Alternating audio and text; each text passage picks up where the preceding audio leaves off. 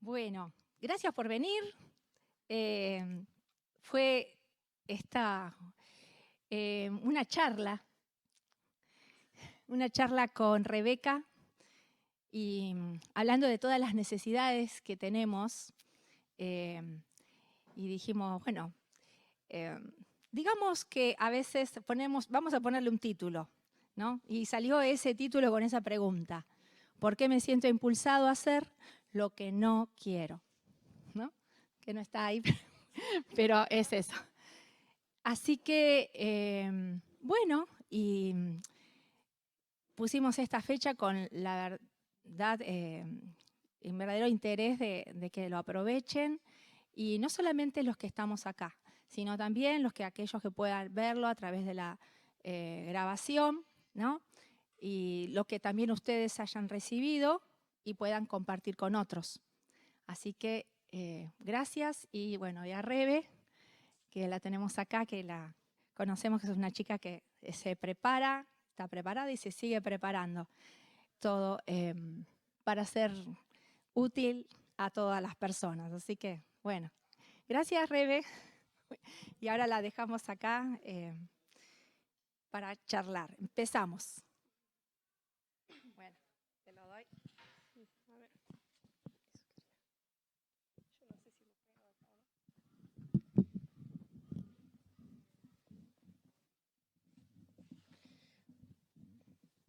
Buenas tardes. Creo que la mayoría me conoce, la gran mayoría ya me conoce. Para los que no me conocen, me llamo Rebeca Calimán Bonifacio. Y bueno, hace 6 años vine a Argentina para estudiar medicina. Todavía no me recibí, estoy ahí en proceso, soy un aspirante de recibirme en medicina, ya voy por el último año. Y soy de Brasil. Estuve todo ese último mes de octubre en Brasil, así que sepan disculparme si en algún momento me sale algo de portuñol o también si no se entiende algo que les voy a decir, por favor les pido que me pregunten y no hay ningún problema, ¿no? Muchísimas gracias, Vivi, por abrir ese espacio, por la confianza, ¿no? Y creo que hemos tenido muchos espacios de temas bastante complejos este año, más que nada. Y agradezco a Vivi por ese espacio y por la confianza también. Agradezco a cada uno de ustedes también porque sé que, bueno, es domingo, son casi las 7 de la noche, están cansados. Así que muchísimas gracias porque vinieron y muchísimas gracias por estar en acá. La verdad que es un gran gusto estar acá y aprender con ustedes, ¿no? Yo acá aprendí un montón sobre el tema, me siento muy contenta porque aprendí un montón, la verdad, sobre el sistema de recompensa del cerebro y preparé todo eso para ustedes. Así que gracias a todos. Y creo que estamos acá por alguna razón, ¿no? Esa es una charla, así que el que quiera también puede preguntar, no tengan vergüenza ni nada de eso, pueden preguntar, pueden frenarme en algún momento. Y antes de empezar quería hacer un ejercicio de respiración con ustedes, un momento medio mindfulness. Les voy a pedir que cierren tus ojos por un momento, por favor, todos. Tranqui que nadie les va a robar ni nada. Solo es solo un ejercicio de respiración, les prometo, ¿sí? En este ejercicio lo que vamos a hacer son 3 respiraciones, ¿sí? En la inspiración vamos a contar 5 segundos más que nada y es una respiración guiada. Entonces, en esa primera respiración quiero que primero piensen en todas las preocupaciones que han tenido hasta ahora. Todas las preocupaciones de la semana, del mes, del año, todo lo que hayan tenido de preocupaciones, piensen en eso y respiren profundo en 5 segundos. 4, 5 y vamos a expirar fuerte para dejar todo eso en el pasado, ¿sí? Todas esas preocupaciones se quedaron en el pasado, ya no nos preocupamos más de eso. La segunda respiración que vamos a hacer es pensar en las preocupaciones futuras, ¿sí? Se acerca la Navidad, se acercan cosas, por ahí tenés que rendir un final, tenés algo en tu trabajo para hacer, tenés una preocupación sobre tus hijos, no sé. Entonces respiramos, vamos a hacer una inspiración profunda de 5 segundos, pensamos en todo eso y expiramos. Y eso se quedó en el pasado. No nos vamos a enfocarnos en eso ahora. La última respiración que quiero que hagan es para que piensen en por qué están acá. Estamos en el centro, son casi las 7 de la noche, ¿sí? Y vamos a tratar de enfocarnos en el momento, en el hoy, en el ahora. Entonces, inspiramos, pensamos en ese ambiente, pensamos en todo eso y listo, ya se pueden ir. Ah, no, mentira. Se terminó. Ah, no, mentira. Espero que se sientan de forma un poco más liviana. Todo eso hice más que nada porque es un ejercicio que muchas veces me ayuda a enfocarme más en lo que voy a, en la atención, ¿no? En mi atención en el momento. Así que espero que puedan enfocar más que nada en todo lo que vamos a tratar de charlar hoy. Muchas veces no es un tema fácil, ¿no? Es un tema bastante complejo. Desde la propia pregunta, ¿no? ¿Por qué me siento impulsado a hacer lo que no quiero? Así que, bueno, espero que de alguna forma ustedes aprendan algo que no sabían sobre nuestro cerebro, ¿sí? Lo que voy a tratar de hacer es relacionar el sistema de recompensa del cerebro con las emociones, ¿sí? Tuvimos un taller impecable dado por Flor el año pasado. Se pueden fijar también sobre el manejo de emociones. Y bastante completo. Y yo voy a hacer como algo bastante superficial cerca de lo que sería ese taller hablando de emociones, ¿sí? La idea acá es relacionar las emociones con el sistema de recompensa. Entonces son cosas distintas. Mi enfoque es más en hablar de adicciones, más que nada, cómo funciona ese sistema de recompensa y cómo ese sistema se desregula convirtiéndose en una adicción, ¿sí?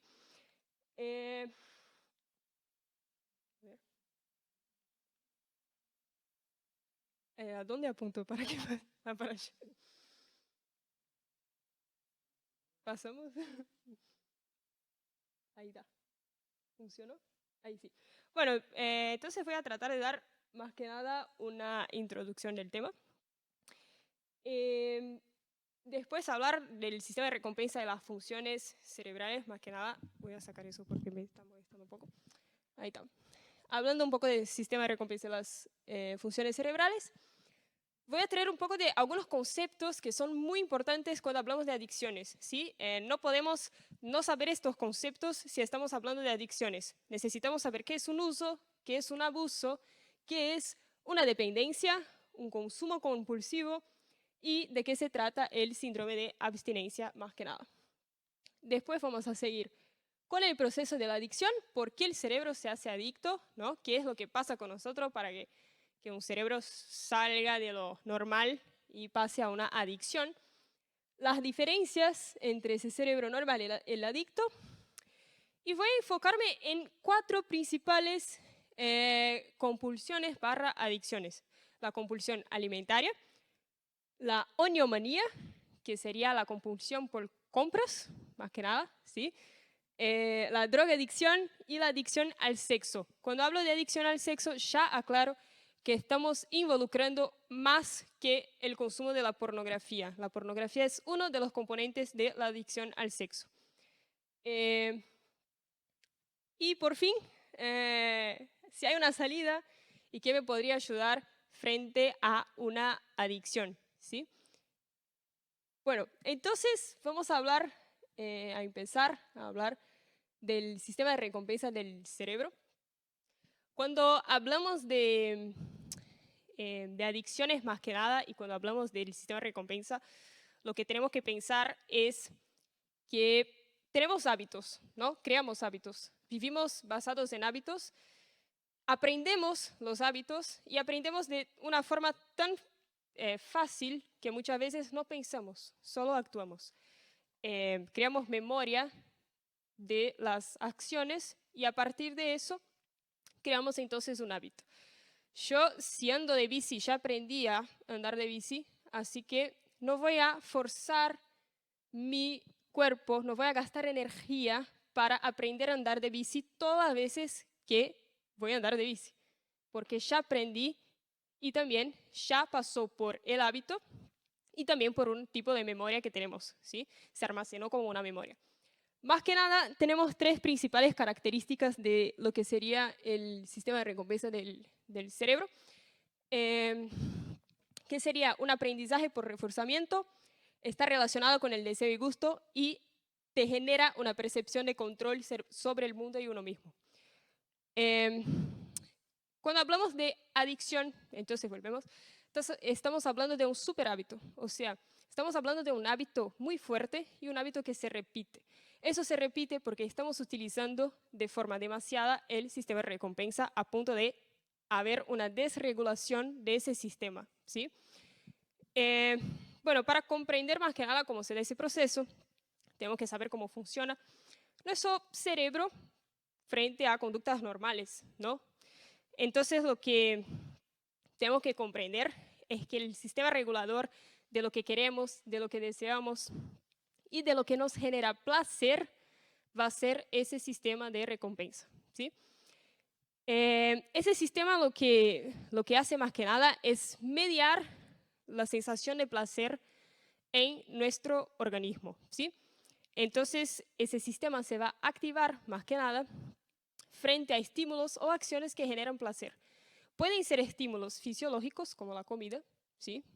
Como me genera placer porque tengo hambre fisiológica o porque tengo otra motivación para comer, pero también se puede activar mediante algo que te genere placer, mediante un like, por ejemplo, en una red social, en Instagram, te puede activar mediante juegos, estás jugando, ganaste el juego, no sé, y te activa.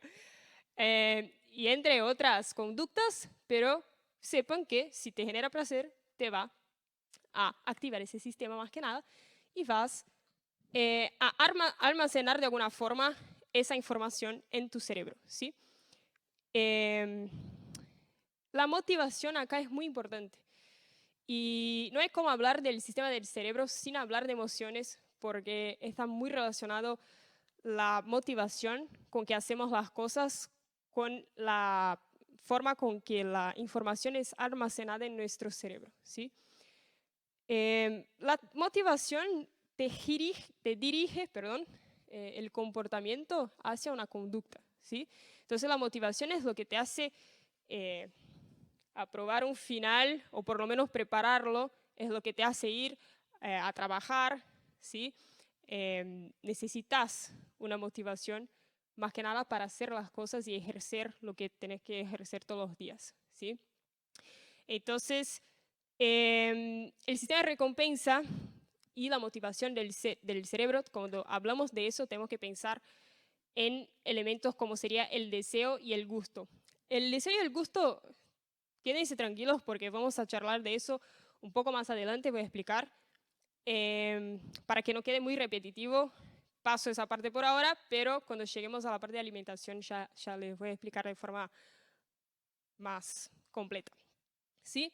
Entonces, para que aprendas a través del sistema de recompensa, necesitas un aprendizaje de reforzamiento, ¿sí? ¿Qué significa eso? Vos vas a crear una necesidad, algo que te genere placer, ¿sí? Tenés algo ahí en mente que te genere placer, vas a energizar esa conducta. ¿Qué sería energizar la conducta? A través de tus pensamientos, ¿no? Entonces, pongamos el ejemplo de la comida, ¿no? Pero se me sonó el coso. Quiero comer, necesito comer, paso cerca de un restaurante. Eso sería esa parte que te energiza la conducta, ¿sí? Después de eso, vos llegás hacia lo que necesitas, o sea, comes, ¿sí? Haces lo que está en tu mente y eso te va a generar una sensación placentera, una sensación de satisfacción hacia lo que querías. Cuando recibís esa sensación placentera, eso se siente como una ganancia de control sobre uno mismo y sobre el mundo. ¿Por qué? Porque logré, porque quería comer, tenía planeado eso en mente y lo hice, ¿sí? Entonces, te genera una percepción de ganancia de control hacia el mundo y todo eso. Lo que no pasaría ya, claro, con lo que serían las adicciones. Lo que sentís es lo opuesto, sentís esa pérdida de control sobre uno mismo y sobre el mundo, más que nada, ¿no? Así que dentro de lo que serían las áreas involucradas, que podemos hablar más que nada dentro de todo el sistema de recompensa y también la formación de toda tu conducta hacia lo que vos querés para llegar hacia el placer, tenemos el hipocampo, que es la principal área del cerebro responsable por la memoria, ¿sí? Puse esa imagen que creo que se llama caballito de mar en Argentina, porque tiene esa forma el hipocampo en nuestro cerebro, ¿sí? Así que dibújenlo en sus anotaciones como un caballito de mar. Después tenemos la amígdala, que es el epicentro de las emociones, es el centro que ingresa también todas las informaciones, pero principalmente la amígdala es el epicentro de emociones. Ni bien naciste ya tenés ahí una amígdala, ¿sí?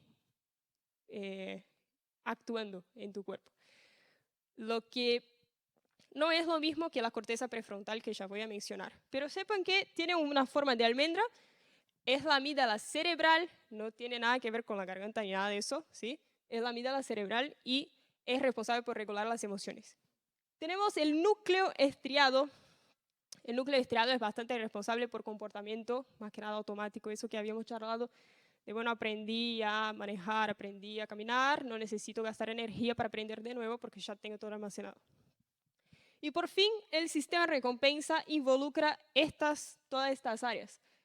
La corteza prefrontal es esa parte violeta, la parte de frente que tenemos del cerebro más que nada. La corteza prefrontal termina de formarse aproximadamente a los 25 años. Completamente distinto de la amígdala, de las emociones, que ni bien naciste ya tenés ahí una actividad de la amígdala, ¿sí? La corteza prefrontal es importante porque es importante para la toma de las decisiones de forma consciente, para el planeamiento, para las metas, para tomar conductas más razonables. Por eso siempre tenés una lucha entre razón y emoción, básicamente es entre corteza prefrontal y amígdala en tu cerebro más que nada. El tema es que ella termina de formarse básicamente hasta los 25 años. Entonces imagínate una persona, un adolescente, un niño que es expuesto, por ejemplo, a ciertos tipos de contenido, está en proceso de formación, todavía su corteza prefrontal es mucho más susceptible y vulnerable a algunos tipos de adicción que a un adulto, que ya tiene la corteza formada, ya tiene una capacidad de razonamiento mayor que un adolescente. Vos ves a un adolescente, es pura hormona, ¿sí? Está en un momento de crisis, está ahí completamente tomando sus decisiones basadas en sus emociones, ¿no? Entonces eso tiene mucho que ver con la acción de la amígdala y la ausencia del término de desarrollo de la corteza prefrontal. Además de la corteza, tenemos el núcleo accumbens y el área tegmental ventral. Son esas dos pelotitas chiquitas que están acá, el área tegmental y el núcleo accumbens, que hacen parte del sistema de recompensa. O sea, es un sistema, no es una región específica, sino que un sistema. Un sistema está compuesto y formado por más de una área del cerebro, ¿sí? Se intercomunican para generar todo ese, a través de la motivación, te genera una necesidad, energizas la conducta para generar placer, ¿sí? En el núcleo accumbens tenemos todo lo que sería el proceso de las emociones también, y el área tegmental ventral estaría la activación y la liberación de dopamina. Hoy lo que más van a escuchar en esa charla muy probablemente es el neurotransmisor dopamina. Neurotransmisor responsable por el placer y por generar por lo menos esa sensación de placer. Si estamos hablando de sistema de recompensa, que aprende por reforzamiento a través, el objetivo principal es el placer, ¿qué te genera eso? Esa liberación de dopamina, que es el neurotransmisor que va a ser liberado en el núcleo accumbens, ¿sí? Entonces pasa por toda esa vía para al final generar placer. Acá es un estudio, van a ver que a mí me gustan los estudios porque como que comprueban que no, que estoy hablando desde una fuente buena, ¿no? Una fuente confiable. Ese es un estudio a donde, bueno, los investigadores más que nada lo que hicieron era almacenar una rata, ¿sí? Un animal de investigación. Pusieron electrodos en su cabeza, más que nada para captar las señales del cerebro. Y la idea era hacer una estimulación en esas ratas cada vez que palanqueaban esa palanca, no sé, esa cosa. Entonces ellos lo que hacían era palanquear y todas las veces que palanqueaban se liberaba dopamina, ¿sí? ¿Para qué hicieran ese estudio? Para estudiar el sistema de recompensa del cerebro, ¿sí? Entonces todo empieza con ese estudio más que nada. Querían estudiar más que nada el proceso también de adicciones a drogas y todo empieza con esas ratas, con esos animales de experimento más que nada, ¿sí? ¿Qué percibieron? Que existen alteraciones, que muchas veces esas ratas volvíanse adictas, ¿sí? A palanquear. ¿Por qué? Porque liberaba mucha dopamina y liberaba mucho placer. Y me imagino que no hay mucho que hacer dentro de 4 paredes cerradas, ¿no? Entonces, lo que se observó fue que ese sistema se hiperactivaba. O sea, era un sistema que por reforzamiento la rata cada vez más palanqueaba para obtener el placer, ¿sí? Y eso generaba una conducta adictiva. Entonces ya descubrieron más que nada eso con las ratas, ¿sí? Entonces, ¿qué ejemplos tenemos a donde se puede hiperactivar ese sistema? En las adicciones, ¿sí? En las adicciones lo que vamos a tener son adicciones voy a separar de forma didáctica de dos grandes formas. Las adicciones conductuales y las adicciones que son estas del sexo, religión, juego, trabajo, internet, sectas, relaciones de codependencia, comedor compulsivo. Y las adicciones farmacológicas, ¿sí? Las adicciones farmacológicas, bueno, todo lo que sería un consumo de drogas, el éxtasis, la nicotina, la marihuana, la cocaína, la heroína, todo eso. Entonces tenemos de este lado adicciones conductuales relacionadas a conducta, ¿sí? Me alimento de forma demasiada porque me hiperactivé el sistema de recompensa, me generó eso. Y eso farmacológico, o sea, tenés que o inyectar o consumir de alguna forma, pero es un cambio farmacológico. Y acá lo que quería decirles es que van a percibir que en todas las adicciones tenemos un factor que se llama codependencia. No sé si están familiarizados con el nombre codependencia y relaciones, pero más que nada son reacciones a donde uno no tiene aprecio por sí mismo, ¿sí? A donde uno no siente amor hacia él mismo, entonces lo que trata de hacer es buscar esa identidad en otra persona. Lo que trata de hacer es buscar como un refugio, una identidad en la otra persona. Yo no sé quién soy, pero la persona me crió y ahora eso puede pasar, por ejemplo, con madres y hijos. Una madre que te dice, bueno, vas a ser, voy a poner un ejemplo, no me pasó, pero pongo el ejemplo de medicina porque es más común, vas a ser médica. Ella te dicta lo que vas a usar, de ropa, toda tu conducta es basada en la persona, la pones en un pedestal y eso sería básicamente esa relación de codependencia. Aclaro acá porque en todas las 4 adicciones que vamos a hablar, la codependencia está presente, ¿sí? Y otra cosa que quería aclarar acá es que no es lo mismo, por eso puse en un lado una cosa, en otro lado otra cosa, no es lo mismo que seas adicto de forma farmacológica que de forma conductual. La forma farmacológica van a percibir que es muchísimo más grave que la forma conductual, ¿sí? Eso no significa que no exista un punto de encuentro entre las adicciones, porque sí hay un punto de encuentro, principalmente emocional, pero a nivel neurobiológico no es lo mismo. La cantidad de dopamina liberada no es la misma, ¿sí? Así que aclaro ya desde el principio. Bueno, entonces acá yo voy a pasar de forma súper rápida porque eso es un resumen de todo lo que hemos charlado, de cómo funciona entonces el sistema de recompensa. Esas sustancias van a ser adictivas porque trabajan justamente en circuitos de recompensa que vamos aprendiendo a través de aprendizaje por reforzamiento relacionado al deseo y al gusto, ¿sí? Ya sea a corto, mediano o largo plazo, todo que pasa por adicciones tiene que ver con sistema de recompensa. Bueno, conceptos que tenemos que saber sí o sí cuando hablamos de adicciones. ¿Qué sería un uso, un abuso y una dependencia? Hay diferencias, yo acá voy a utilizar como ejemplo las drogas, ¿sí? Porque creo que es más común, ¿no? El ejemplo más general que se puede utilizar. Cuando hablamos de uso, es un consumo esporádico, o sea, es un consumo que no es cada 2 minutos, cada 30 segundos, ¿no? Es un consumo que no es tan frecuente, ¿sí? Que tiene también una misma motivación.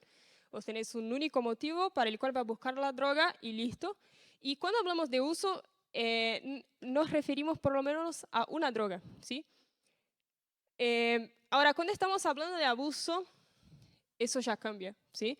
Cuando hablamos de abuso, es un consumo que ya tiene cierta regularidad, ¿sí? Ya estás consumiendo con más tiempo, ¿sí? En cuanto a un uso tenés que 6 meses, si no me equivoco, sí, no más de 6 meses. El abuso ya no esperas 6 meses para consumir de nuevo, ¿sí? El abuso ya estás consumiendo con muchísima más frecuencia, ¿sí? Con diferentes motivaciones, por ahí vos empezás a consumir por cualquier cosa, no solo el hecho de que estás angustiado, sino que puedes consumir por cualquier otra motivación, ¿sí? Eso tiene bastante diferencia también con el uso y abuso. Y también relacionado con drogas, vos tenés más de una droga relacionada, ¿no? Entonces, no solo la cocaína, por ahí heroína o por ahí lo que te pase en la calle o lo que fuera, ¿no? Y la dependencia, que tiene dos factores asociados muy importantes, que sería el consumo compulsivo y el síndrome de abstinencia. El consumo compulsivo es muy importante tener esa definición porque hablamos de compulsión. Al final acá no estamos hablando de dependencia, estamos hablando de compulsión. Es un consumo absolutamente irracional, ¿sí? Si estoy hablando de consumo compulsivo, mi corteza prefrontal, que toma las decisiones racionales, está inhibida, ¿sí? No tenemos tiempo, no hay tiempo. Es un consumo compulsivo, es un consumo tan rápido que no hay tiempo de yo evaluar las consecuencias, el daño. No pienso, simplemente consumo, ¿sí? Está inhibida la corteza y yo voy a modificar mi vida en pro de consumir eso, ¿sí? Entonces, por ahí lo que puedo empezar a hacer es robar, porque no me alcanza la plata para comprar la droga, entonces empiezo a robar, empiezo a cambiar toda mi conducta. Ahora, mi enfoque principal, mi motivación, mi objetivo es consumir la droga. ¿Qué voy a hacer para eso? Cualquier cosa, lo que me aparezca en mi mente. Mi objetivo es ese. Así que no me importa lo que tenga que hacer, ¿sí? Si tengo que infringir leyes, lo que fuera, lo lograré. Ese es mi objetivo. Mientras eso no se cumpla, seguiré con esa necesidad y esa sensación de generar ese placer de consumir la droga. Y el síndrome de abstinencia. Bueno, el síndrome de abstinencia se puede relacionar con cualquier cosa, hasta con café. Puedes tener un síndrome de abstinencia por tomar café, ¿no? Ese cese abrupto de una sustancia, vos estás consumiendo algo. Tienes un cese abrupto de una sustancia, saludos, síndrome de abstinencia, te puede pasar, ¿sí? Justamente, bueno, si pasa en personas que consumen mucha sustancia o determinadas cosas y hacen entonces ese cese abrupto. Eso te puede generar muchas consecuencias, ¿sí? Generalmente te genera una tendencia también a compulsividad, porque muchas veces vos no aguantás, tenés dolor de cabeza y volvés a lo mismo, ¿no? Volvés a consumir la droga o volvés a lo que fuera, ¿sí? Al consumo que estabas tratando de dejar. Te puede generar muchos síntomas, más que nada síntomas físicos, psicológicos, ansiedad, depresión, cefalea. Los síntomas van a depender del tiempo, cuánto tiempo has consumido determinada sustancia. Entonces te puede generar síntomas más agudos, síntomas más crónicos, ¿sí? Como una depresión más crónica o un síntoma más agudo, una ansiedad, algo más rápido. Y todo va a depender también del tipo de la sustancia, del tiempo de consumo. Tiene múltiples factores asociados a un síndrome de abstinencia. No pasa con todos y de la misma forma, ¿sí? Es bastante distinto entre uno y otro. Acá traje un poco de los factores de riesgo para las adicciones. Esos son factores de riesgo que en realidad son factores de riesgo generales. Van a percibir que se asocian a cualquier adicción. Tenemos factores genéticos del medio ambiente, de la propia sustancia. Dentro de los genéticos, cuando hablamos de genes, estamos hablando más que nada de los factores que están en nuestro ADN, ¿sí? Estamos hablando de herencia, ¿sí? Estamos hablando de la genética, la herencia que podemos pasar hacia los hijos, hacia que fuera la familia.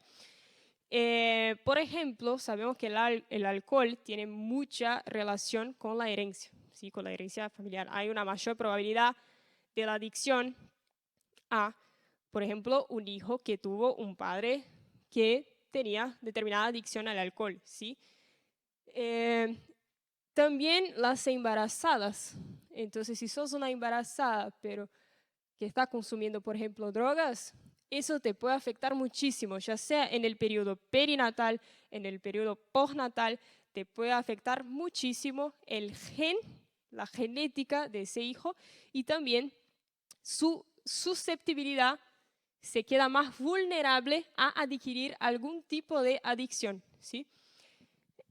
Bueno, también el propio estilo de vida, ¿sí? De los padres, la alimentación, el consumo de sustancias y todo eso, los malos tratos, los castigos, vamos a ver qué importante es, cómo se asocia el abuso en la infancia relacionado con las adicciones. Y yo voy a profundizar mucho en ese tema porque tiene muchos datos que me chocaron bastante en realidad cuando los busqué y que tienen una relación muy fuerte, ¿no? No solo abuso sexual, pero otros tipos de abuso también.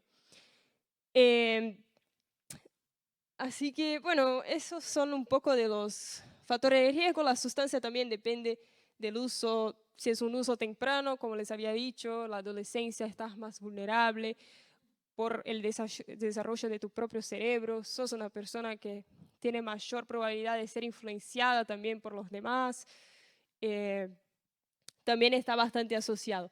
Todo eso genera un cambio en tu mecanismo cerebral del sistema de recompensa, lo hiperactiva y te lleva a la adicción, ¿sí?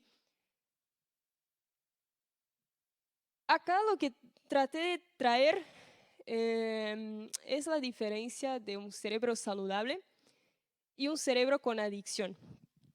Lo que ustedes pueden percibir acá en naranja es la cantidad de receptores de dopamina que un cerebro saludable generalmente lo tiene y la cantidad de receptores de dopamina que un cerebro en adicción lo va a tener. O sea, esa concentración se reduce muchísimo con el tiempo entre un cerebro saludable que un cerebro con adicción, ¿sí? Eso depende mucho del tiempo de consumo, ¿sí? No es lo mismo una persona que, por ejemplo, está consumiendo droga hace un mes que una persona que consume hace 6 meses, que consume de forma crónica, ¿sí? Y no solo me refiero también a las drogas, sino que a cualquier otra compulsión. La concentración de receptores de dopamina va más que nada disminuyendo con el tiempo, ¿no? Otra cosa que no está acá, pero de diferencia, vuelvo a decir, es la cuestión de la corteza prefrontal.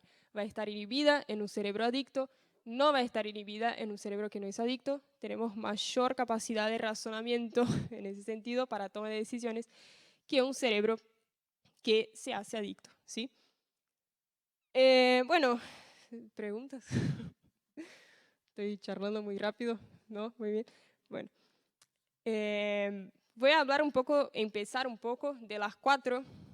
La idea es empezar un poco superficial y profundizarme, ¿sí? Dentro de las adicciones. Entonces empezamos con la más liviana, entre comillas, porque la verdad que la persona que tiene compulsión alimentar me mata si yo digo que es algo liviano. No es liviano, ¿sí? Pero me refiero a lo neurobiológico, la concentración de receptores de dopamina. Solo eso, claro. Todo dolor es un dolor y debe ser respetado. La compulsión alimentaria es muy importante, más que nada, para pensarnos, porque comer es algo que hace parte de nuestro día a día, necesitamos, ¿sí?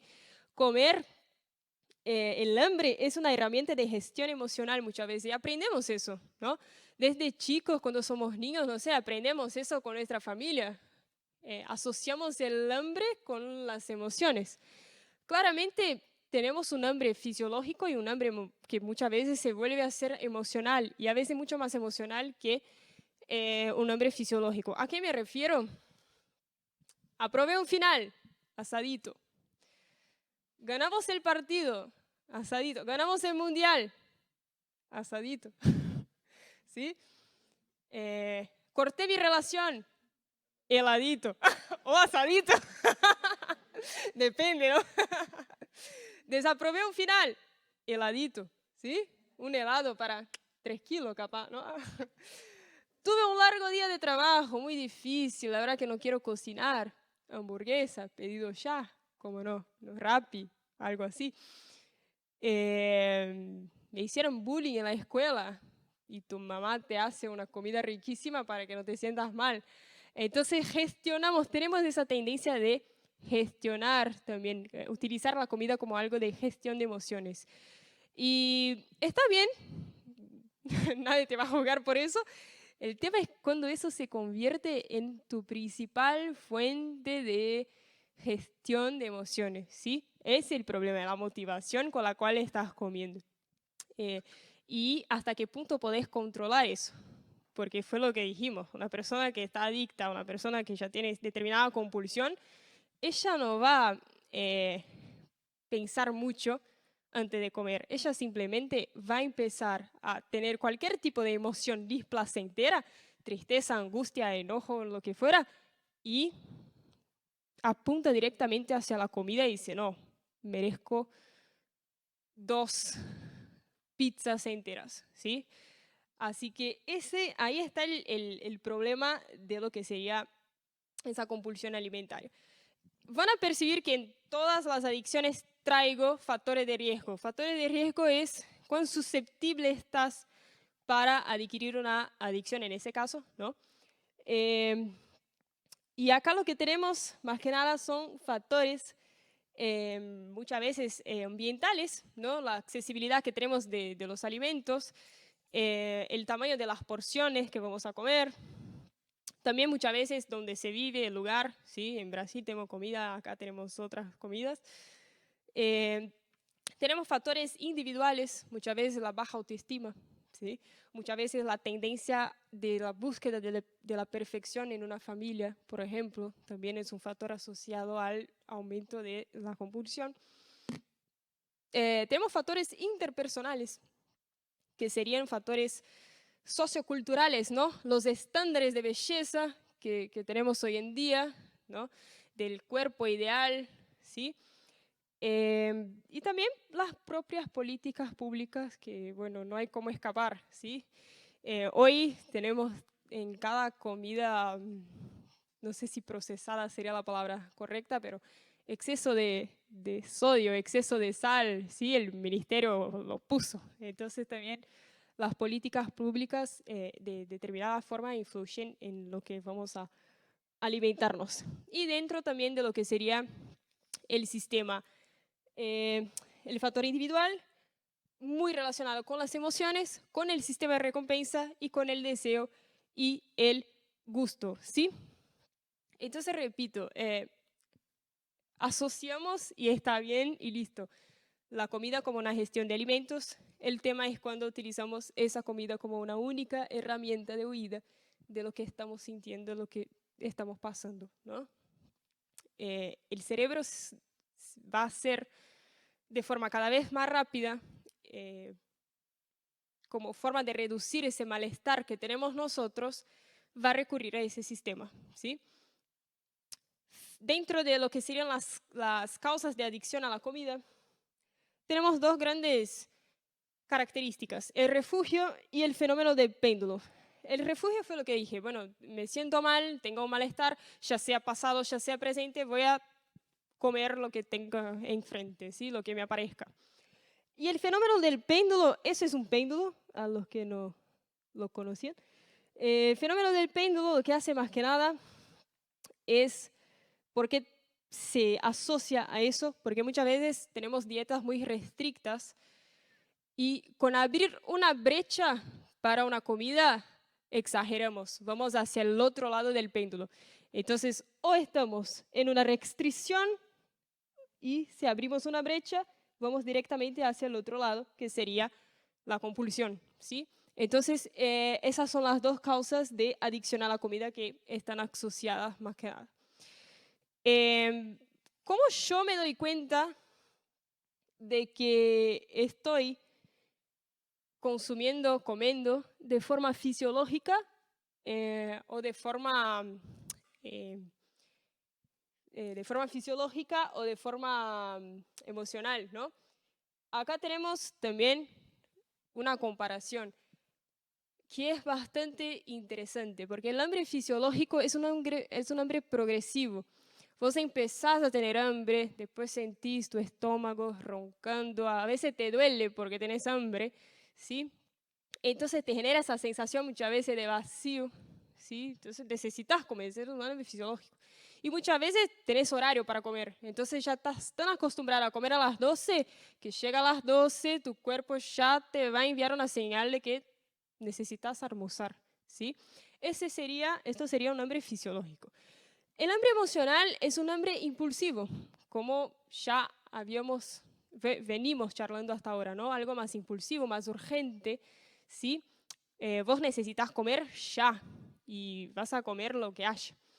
En un hambre fisiológico, primero puede ser que vos tengas la sensación de la necesidad de la comida para después pensar en un alimento específico. En el hambre emocional, lo primero que te pasa ya es la comida. Y no es un brócoli, ¿sí? No es una lechuga, no es un tomate, es una hamburguesa, es una milanesa, es el asadito, es el helado, ¿sí? Entonces, generalmente estos alimentos se llaman alimentos de alta palatabilidad, ¿sí? Los alimentos que tienen alta cantidad de azúcares, de sal, los hidratos de carbono también más que nada, ¿sí? Entonces, para darme cuenta, básicamente tenemos como base estas características. Bueno, ¿qué pasa entonces con cómo se forma esa compulsión, ¿no? Básicamente tenemos neurotransmisores, que sería serotonina y cefalina. Entiendan como mensajeros, ¿sí? Son mensajeros que van a mandar una señal. Acá tenemos el Wi-Fi, ¿dónde está? Se fue, no me...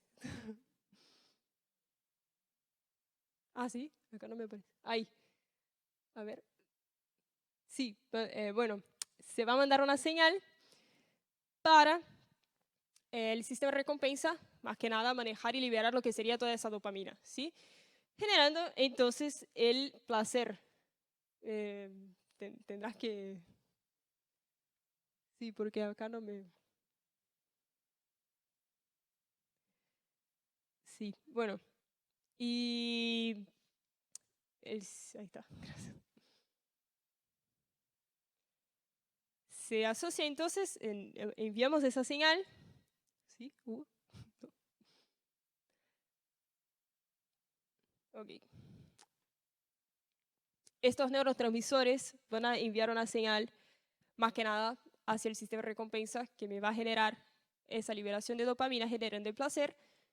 Y todo eso me está asociado a tres grandes componentes que le dije que iba a explicar, que sería está bastante difícil de leer, me parece, pero gustar, desear y aprender, ahí está escrito más que nada, ¿sí?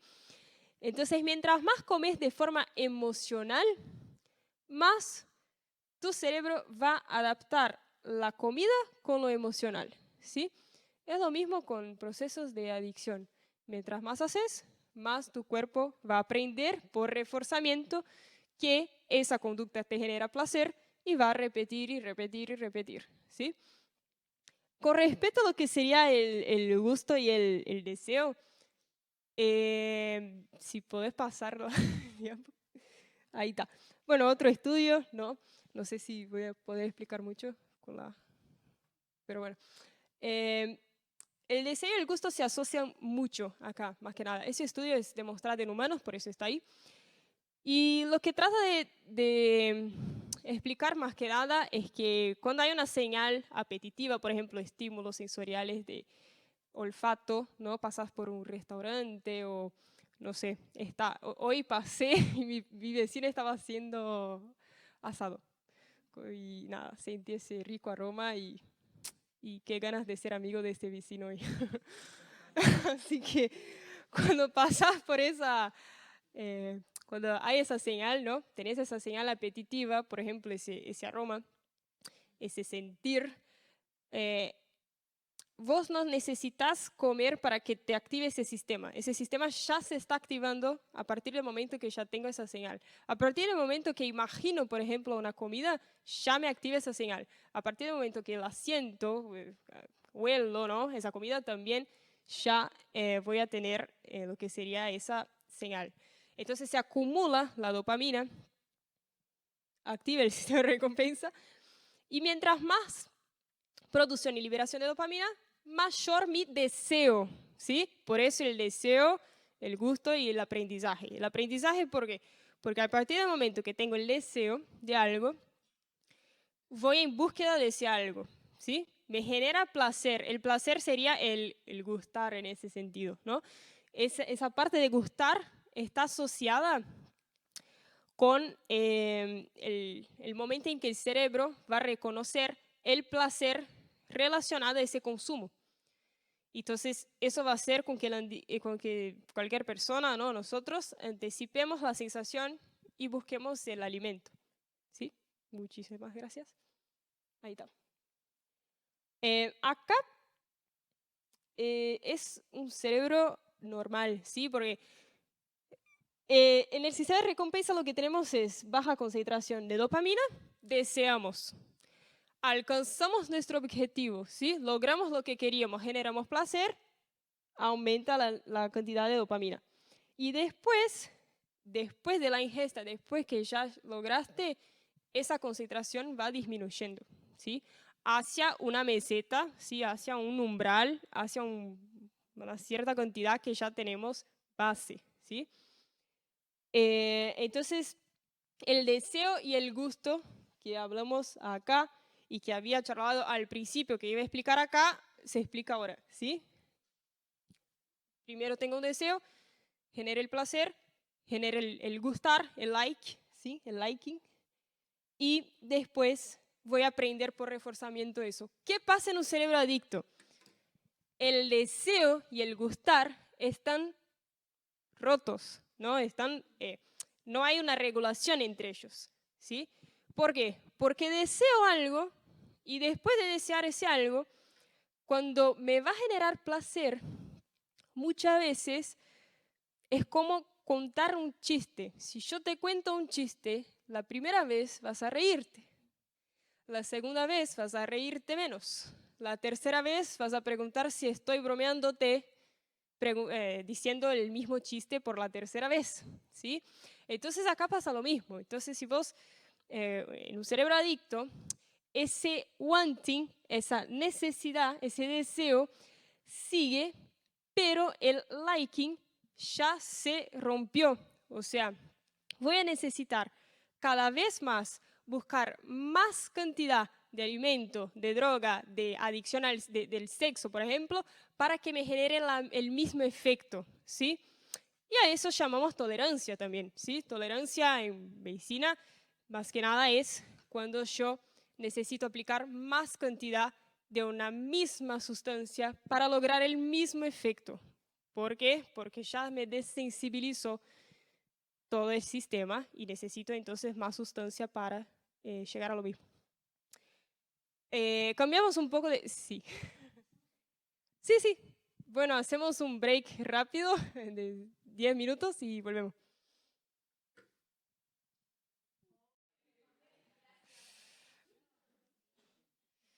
Ya pudieron tomar un cafecito, liberar dopamina por ese placer de tomar el café. Así que vamos a volver un poco y cambiar un poquito de tema, más o menos en realidad. Salimos de lo que sería la alimentación y vamos para la oniomanía, el consumo compulsivo de compras, ¿sí? De ropas, del shopping, de los zapatos. Bueno, más que nada, acá lo mismo te va a pasar, ¿sí? Con lo que sería el sistema de recompensa del cerebro, pero hay muchas personas del marketing que estudian muchísimo cómo funciona el cerebro. ¿Por qué? Porque te quieren atrapar con las marcas, ¿sí? Y ellos saben que vos asociás una marca con una sensación placentera y por eso terminás teniendo una preferencia por determinada marca que otra marca, ¿sí? Entonces, más que nada, cuando asociamos esa marca con las emociones, se va a codificar sistema de recompensa del cerebro, ¿sí? Más que nada. También mediado por el hipocampo, como ya dijimos, del hecho de la memoria. Esas marcas se interiorizan en el cuerpo y generan esas sensaciones de deseo y elecciones sobre las decisiones. Hay un factor que muchas veces te impide de comprar lo que querés. Cuando no estás adicto, exactamente. Entonces, cuando, cuando nuestro cerebro se antoja, ¿sí? El producto se va a activar el sistema de recompensa, ¿sí? A través del núcleo accumbens, área tegmental y todo eso. Pero cuando miramos el precio, tenemos otra activación, que sería el lóbulo de la ínsula, esa partecita acá del cerebro, ¿sí? Que es un sitio de displacer, ¿sí? Un sitio de asco, de desagrado. El tema es que desde una cosa para la otra tenemos un cierto delay, un cierto tiempo, ¿sí? Delay es un retraso, un cierto tiempo entre tener esa super sensación de tener esa inhibición, ¿sí? 8 segundos más que nada. 8 segundos, tiempo suficiente para que empiece el Black Friday, no sé si existe acá el Black Friday, esa promoción de compras de los consumidores y también de ropa, que muchas veces es más engaño que promociones, pero bueno. 8 segundos, tiempo suficiente de que no hagas, no seas consciente de ese displacer y terminas comprando, ¿sí? Muchas veces eso en un cerebro adicto, en un cerebro de oniomanía, ¿sí? O en un cerebro donde lo mismo que con el alimento podemos pensar, estoy angustiado, voy a comprar, me siento solo, voy a hacer compras, tuve un mal día, voy a comprar, ¿sí? De nuevo, relacionando emociones con gestionando las emociones a través de lo que serían las compras. Entonces, acá tenemos una persona sola, una persona que se siente triste, porque generalmente esas personas salen a comprar cosas cuando se sienten solas, cuando se sienten decepcionadas, ¿no? Con algo. Y la buena satisfacción de la compra es la buscapina para el dolor de cabeza, ¿no? Es el fármaco de la felicidad. Asocias más que nada con las compras, ¿no? Voy a comprar y ahí me siento bien, tengo placer y listo y ya está. Cuando compras una ropa no te sentís feliz, satisfecho, no sé, te genera un placer, ¿no? El tema es cuando eso vuelve a ser el centro de tu vida, ¿no? El centro de tus motivaciones. Eso pasa con un cerebro adicto a las compras o neomaníaco, ¿sí? Entonces,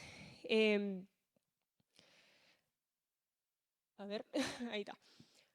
Tenemos algunas características para saber si tenemos un poco de esas confusiones. Claramente, yo no soy la persona que te va a diagnosticar o darte el diagnóstico, sos una oniomaníaca, un oniomaníaco acá, ¿no? Es para que conozcan de forma básica algunas características de personas que tienen esa compulsión por compras.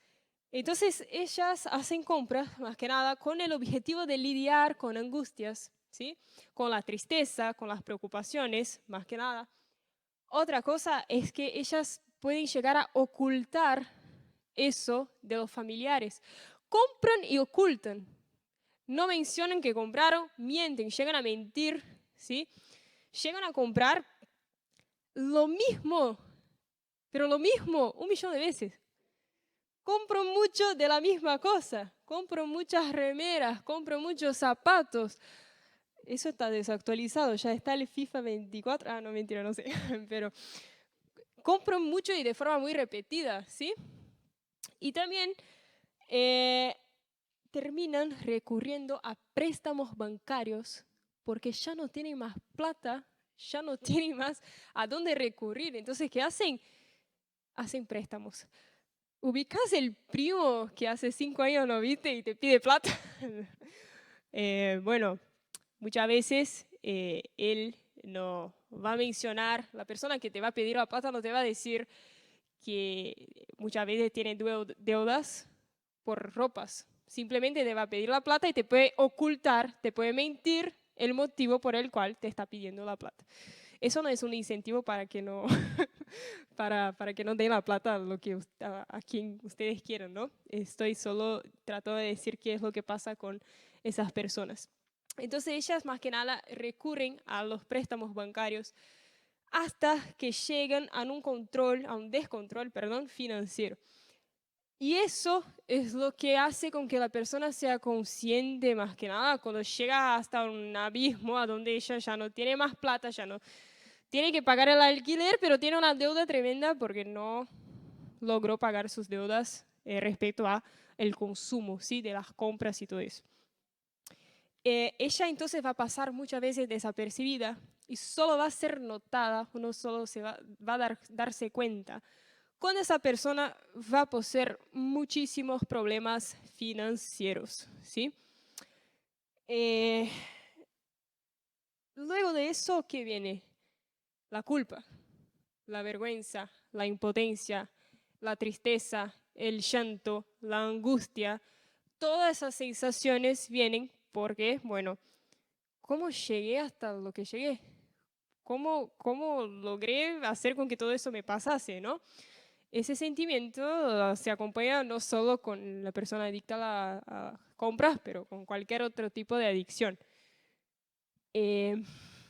Entonces, las compras están asociadas, acá es un poco más de lo mismo, así que paso de forma rápida, están asociadas con 4 cosas. Con el pasado, ¿sí? Que sería la codependencia. ¿Se acuerdan que dije que todas las adicciones se asociaban con codependencia? ¿Sí? Baja autoestima, ¿sí? Todo eso. Muchas veces el patrón de personalidad de los padres, un patrón muy rígido, un patrón de perfección también, que puede llegar a autoexigir a los hijos o hacia las hijas, ¿sí? El propio consumo de drogas que te inhibe la corteza prefrontal, te hace hacer cualquier cosa. Otro factor de riesgo también el uso de las tarjetas de crédito. Si sos una persona que tiene 1.000.000 de tarjetas, ¿sí? De múltiples formas.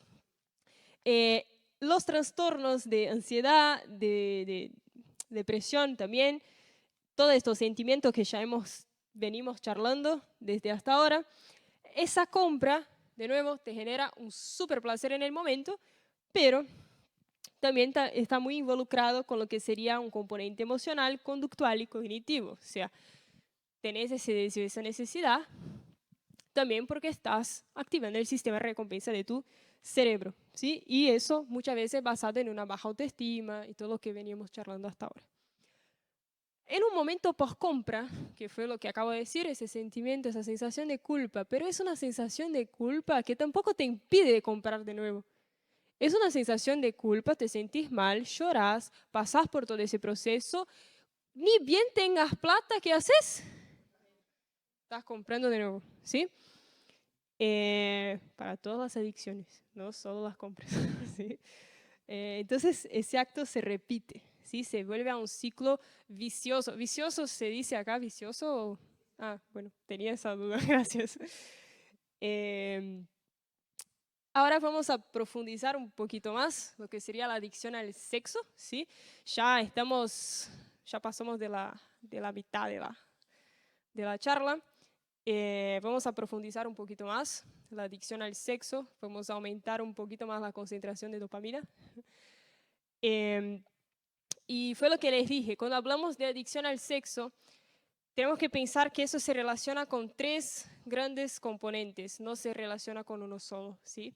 ¿Cuáles serían estos 3 grandes componentes que se asocian? Eso está en el libro Sanando las heridas de la adicción al pecado sexual, ¿sí?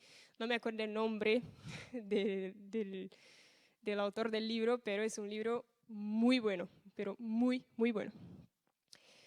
Los 3 componentes serían, primero, la fantasía. La fantasía que es creada por esa necesidad de satisfacer los deseos emocionales. Todo empieza con el pensamiento. Lo que dijimos, el sistema de recompensa no necesita una acción. La acción es la última cosa que vas a hacer. Lo primero que haces es una fantasía, es un pensamiento, ¿sí? Y eso es el primero componente de lo que sería la adicción al sexo. Entonces, esa persona al mismo tiempo considera el sexo como una solución, muchas veces, del amor, del tacto, del cariño, de la afirmación, que muchas veces no tuvo, ¿sí? Y empieza a fantasearse. Eso no se da todas las veces, claramente, pero en general se puede pasar. Esas son las emociones y sensaciones que esa persona que es adicta al sexo puede tener. El segundo componente, que es por ahí el más conocido, el más famoso, es la pornografía, ¿sí? La pornografía que aumenta la intensidad de la fantasía a niveles cada vez más altos de lascivia, de sexualidad exagerada, ¿sí? Lascivia quiero decir más que nada eso, esa sexualidad exagerada. La pornografía va a ser ese material, ¿sí? Que contenga ya sea una descripción visual, ya sea explícita de órganos o actividades sexuales, con el objetivo de generar una excitación sexual, ¿sí? Ese acto, entonces, de visualizar el contenido puede ser por múltiples medios. Ya vamos a ver que hay una investigación hablando de los medios que uno tiene de acceso. El principal hoy en día sería el teléfono, ¿sí? Es muy fácil que tengas accesibilidad a la pornografía hoy mediante la computadora, el teléfono, el tablet y lo que fuera. En ese libro también habla, me recuerdo que la pornografía es ABA, él dice, ABA. Es accesible, muchos pueden tener a cualquier momento, ¿sí? Basta que tengas un teléfono, que tengas una revista, que tengas un amigo que tenga un teléfono, que tengas un amigo que tenga una revista o una amiga, ¿sí? ¿Vale? Para ambos sexos. Es barata, ¿sí? Muchas veces no necesitas pagar por ella y muchas otras veces pagas y de forma compulsiva. Y es anónima. La parte de anónima las dejo, porque la verdad que internet y anónimo no combina mucho. Como que, no que sea anónima, pero anónima en un sentido de que vos podés hacer eso de forma anónima. Vos podés hacer eso desde tu habitación, vos podés hacer eso desde un ambiente a donde no necesitas otras personas para consumir pornografía, ¿sí? Y yo le decía que de forma anónima no se asocia mucho con la internet porque hoy se puede rastrear todo lo que uno hace en internet. Entonces no es tan anónimo cuanto se piensa que es. Y por último, el acto, ¿no? Yo les decía que el acto venía por último. Primero la imaginación, el pensamiento, después la mirada, ¿sí? Hacia ese contenido, esa accesibilidad que te genera la pornografía y por fin la masturbación, que sería ese acto. Lo más gracioso es que ese acto capaz que sea el único tacto que esa persona va a tener dentro de su fantasía, dentro de mirar la pornografía, idealizarla, el único acto contacto que esa persona va a tener es a través de la masturbación. Muchas veces, ¿no? La mayoría de las veces. ¿Qué más que nada es sostenida? Sería más que nada la expresión de esa lascivia. La expresión de esa sensualidad exagerada es la masturbación, ¿sí? Dentro de todo eso que ella puede fantasear, y dentro de esa ausencia también de esas necesidades emocionales, termina masturbándose. Entonces, estos tres componentes están vinculados a lo que sería la adicción al sexo, ¿sí? Hoy tenemos aproximadamente 75% de los jóvenes entre 15 y 17 años que afirman, hay una investigación, ¿sí?, que afirman haber visto pornografía ya en su vida, ya sea de forma accidental, o ya sea porque tenía un interés, o ya sea por alguna otra razón, ¿sí? Acá tenemos una investigación hecha en pandemia, el 2020, ¿sí? Adolescentes, educación sexual y pornografía. Era una actualización, ¿sí?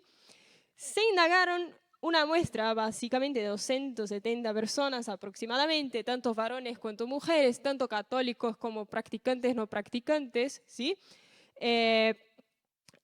Homosexuales, heterosexuales, divorciados, casados, ¿sí?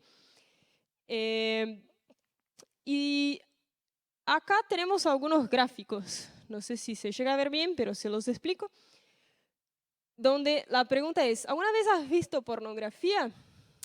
El 72% dice que sí, el 28% dice que no. ¿Cómo llegaste, ¿no?, al consumo de pornografía? ¿Cómo consumes la pornografía?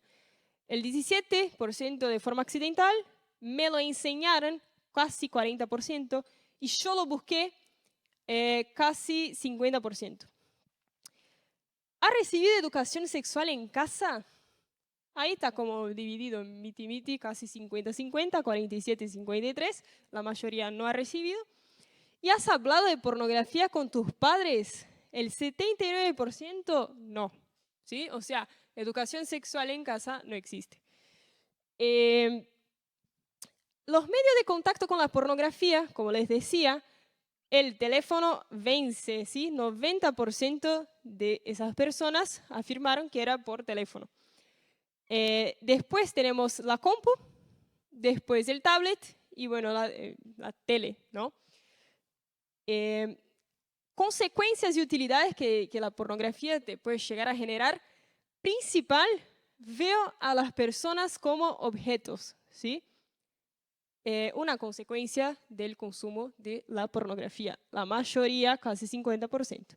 Después sí, casi 40%, me da ideas de cómo tener relaciones sexuales. O sea, yo no tengo educación sexual, recurro a pornografía para saber cómo es eso, de qué se trata, ¿no? Entonces me da ideas sobre cómo tener relaciones y me ayuda a aprender sobre sexualidad.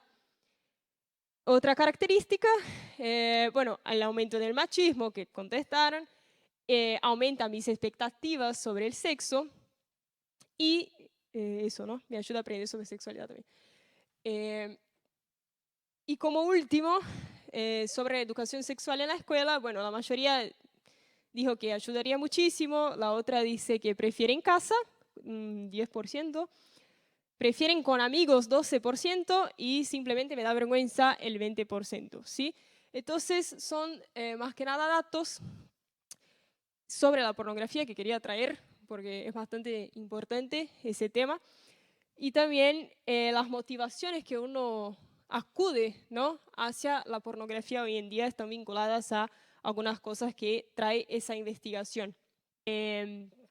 Dando un poco de continuidad con lo que veníamos charlando de todo eso, que sería la persona adicta al sexo, algunas de las características, pongo todas ya ahí juntas, sería la baja autoestima, ¿no?, como uno se siente muchas veces en un preconsumo, como uno se siente para acudir al consumo, hacia el consumo, esa baja autoestima.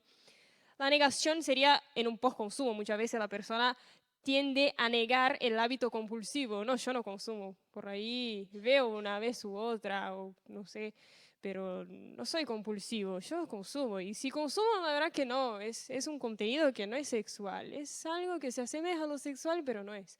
Entonces muchas veces también pueden llegar a negar ese consumo. Puede llegar a tener muchas oscilaciones de humor, eso vamos a charlar un poquito más adelante también con las drogas. De nuevo, la codependencia apareció, pongo porque todas las veces que busqué, la codependencia estaba en todas las adicciones, ¿sí? Busqué de forma separada y me aparecía, seguía apareciendo con dependencia. Bueno, también la depresión, ansiedad, el disturbio de atención. Muchas veces uno acude por ansiedad, se siente estresado, se siente ansioso, pornografía, ¿sí? Voy a utilizarlo como es como si fuese un fármaco ansiolítico para romper esa ansiedad que tengo, ese estrés que tengo, ¿sí? Entonces, una herramienta de manejo, de nuevo, de emociones, ¿sí? Y también la cuestión de rigidez y culpa en un post-consumo, ¿no? Después que consumí, que siento culpa. ¿Por qué? ¿Por qué consumí? ¿Por qué llegué a este punto? ¿Por qué estoy a donde estoy? ¿Por qué estoy haciendo lo que hago? ¿Por qué no logro salir de esa situación? ¿Qué pasa conmigo? ¿No? ¿Por qué quiero salir y no puedo? ¿No? Y después, repito, después de toda esa culpa, pasamos por un periodo de latencia, volvemos a quedarnos estresados, la persona, ¿no? Vuelve a quedarse estresada, ansiosa, vuelve al consumo, se vuelve a una adicción, no logra salir de la situación, ¿sí? Bueno, acá datos de una investigación muy importante, a donde se observó, Patrick y Carnes hizo una investigación con 1000 dependientes sexuales, a donde el 97% de los adictos al sexo tenían un tipo de abuso emocional. El 81% ha sufrido abuso sexual y el 74% ha sufrido abuso físico, ¿sí? Esos datos me chocaron tanto que tuve que ir a profundizarme un poco más en lo que sería todo eso del abuso emocional, físico y emocional, ¿no? Entonces acá traje estos 3 tipos de abuso. Claramente hay muchos otros tipos de abuso. El abuso no se asocia solamente con eso, sino que tenemos otros tipos de abuso. Pero hablando de estos 3, tenemos 3 tipos de abuso y 2 causas, 2 clases, ¿sí? Un abuso que es dado por una parte de límites rígidos, límites invasivos, muy exigentes en un ambiente familiar, por ejemplo, y también los límites sueltos, los límites de abandono y rechazo, ¿sí? Entonces, acá lo que tenemos más que nada, a donde lo que sería una autoexigencia, los gritos, el menosprecio, estar en un ambiente de ofensas y grosería, también sería considerado un abuso de exceso, ¿sí? De mucho límite, ¿sí? Invasivos. Lo físico, los golpes, las bofetadas, cabezazos, también están muy asociados con el pasado, ¿no? Una infancia de bastante vinculada con eso. Y también el abuso sexual, que sería ese tacto, penetración del área genital. El humor sexual, que también muchas veces uno puede llegar a sufrir, escuchar también muchos tipos de charlas que se asemejan mucho con humor sexual. Y la propia, la desinformación sexual en realidad estaría abajo, ¿sí? Bueno, siguiendo con lo que sería el abuso, pasamos como un trazo acá, una recta, para decir que ahora lo que sería el abuso, que decimos que tenía un abuso rígido y un abuso suelto, eso ya sería asociado a un abuso de abandono, de rechazo. Entonces, en un ambiente familiar, a donde uno siente que no es escuchado, que le recibe cariño y cuidado, y también tampoco hay expresión de afecto, estaría vinculado a una persona que se puede hacer más susceptible a la adicción al sexo. Un abuso físico, una persona que no recibe una alimentación adecuada, por ejemplo, está viviendo en una casa donde tampoco recibe alimentación, no por ausencia de plata, pero porque pasa por una situación de abuso en eso, ¿no? Que no tiene cuidado físico, lo dejan solo, ¿sí? Básicamente. Y también, ahí sí, que no hay información sexual adecuada en un ambiente familiar donde no hay, eso sería un tipo de abuso suelto, de rechazo, de abandono. Uno puede sentirse así, más que nada, ¿sí? Entonces tenemos esas dos grandes, esos vínculos. Cuando hablaba de este gráfico, ¿sí? Destrinchamos el gráfico acá, ¿sí? ¿Se entendió? Básicamente, emocional, físico y sexual. Está vinculado a eso, ¿sí? para que se entienda. Otra cosa que está muy asociada sería el apego desorganizado, ¿sí? Los psicólogos, si hay un psicólogo acá me va a saber explicar muchísimo mejor que yo, pero el apego desorganizado se asocia básicamente a personas que han sufrido algún tipo de abuso en la infancia, como ya recién vimos. ¿Sí? El apego desorganizado, dentro de todos tenemos un apego que es el apego sano, el apego ansioso, ¿sí? Hay múltiples tipos de apego, pero el apego que más se asocia a lo que sería la adicción es el apego desorganizado. Y ese apego desorganizado se asocia mucho a todos estos factores que les pongo acá.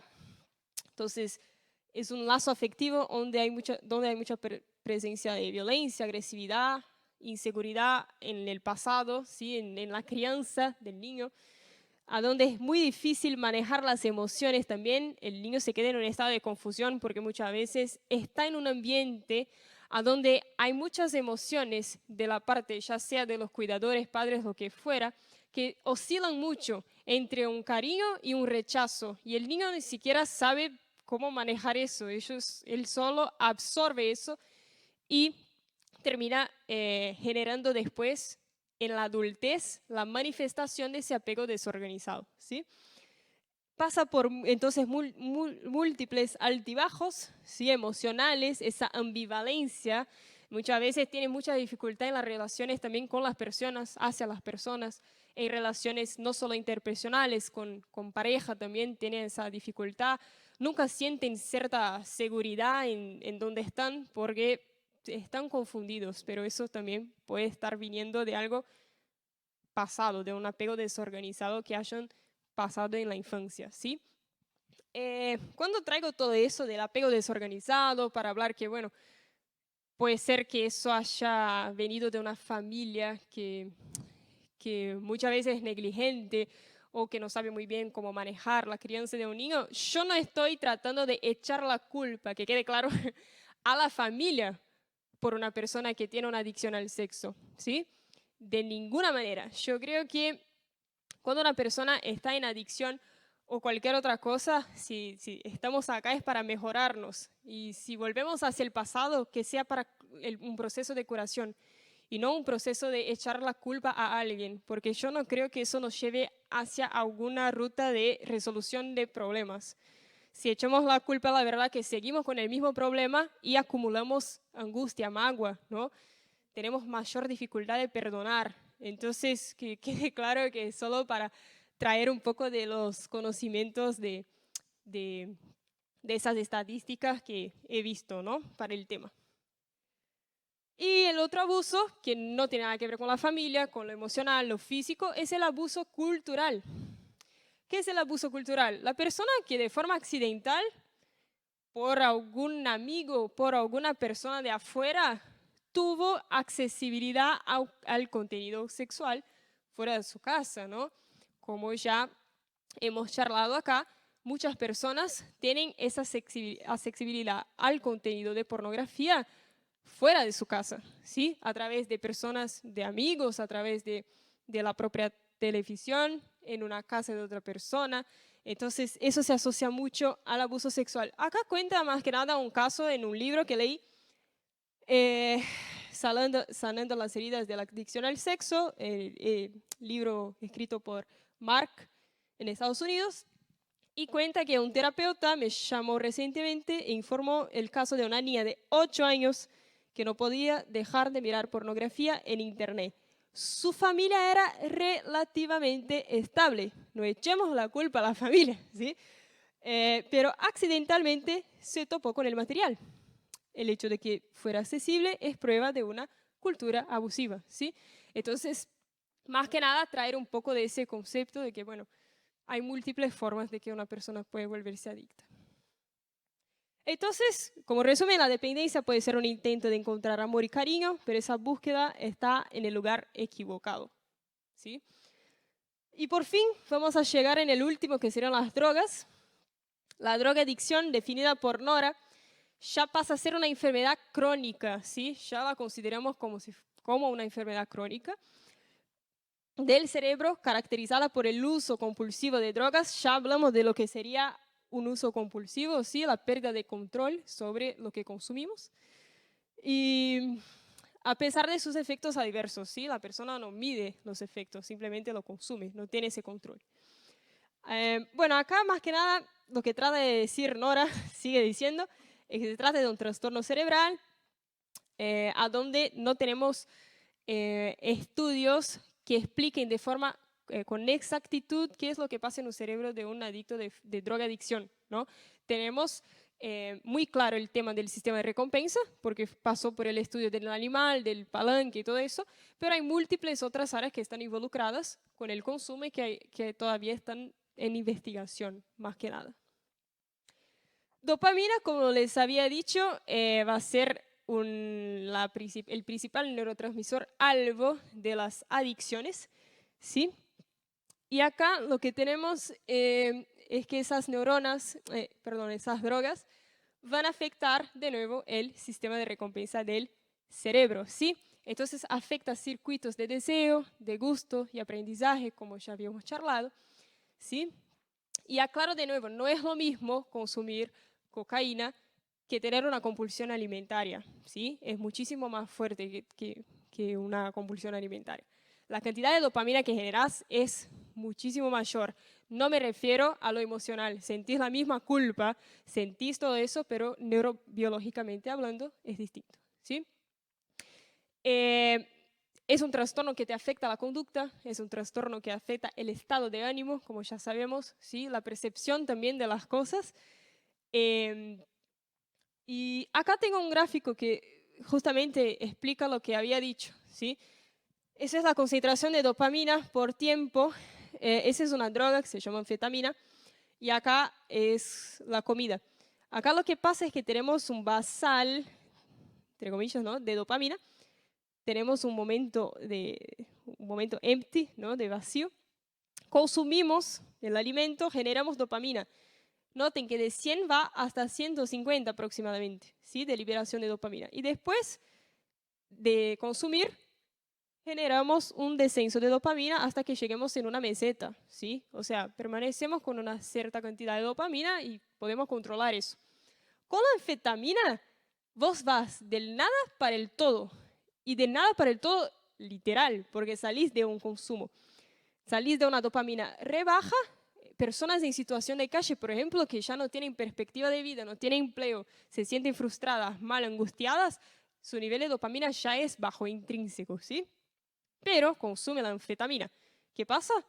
Va a activar el propio sistema de recompensa, va a estimular la liberación de dopamina como 1000 veces más, ¿sí? Del 0 va hasta el 1100 más o menos, comparado a la comida. Por eso les decía que no era lo mismo, ¿sí? La cantidad de, eso sería más que nada receptor en realidad de dopamina que dopamina, ¿no?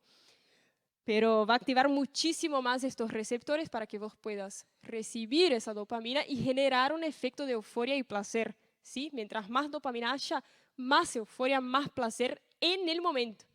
Y fíjense lo que pasa después.